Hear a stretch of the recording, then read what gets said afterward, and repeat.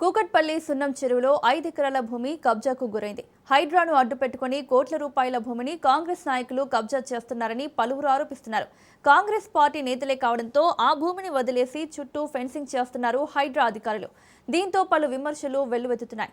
సున్నం చెరువుకు సంబంధించిన భూములను కాపాడకపోతే కోర్టును, డీఓపీటీని ఆశ్రయిస్తామంటూ ఎమ్మెల్యే మాధవరం కృష్ణారావు ఆగ్రహం వ్యక్తం చేస్తున్నారు. మాజీ మంత్రి కేటీఆర్ సహకారంతో సున్నం చెరువు, నల్ల చెరువు, బోయిన్ చెరువు, కాముని చెరువులను అభివృద్ధి చేశామన్న ఎమ్మెల్యే కృష్ణారావు హైడ్రా కమిషనర్ ప్రవర్తనలను ఖండిస్తున్నామని అన్నారు. రెవెన్యూ, పోలీస్, హైడ్రా, జీహెచ్ఎంసీ అన్నిట్లో హైడ్రా కమిషనర్ ఎందుకు తలదూరుస్తున్నారని, అసలు రాష్ట్రానికి ముఖ్యమంత్రి రేవంత్ రెడ్డినా రంగనాథ అంటూ ప్రశ్నించారు ఎమ్మెల్యే కృష్ణారావు.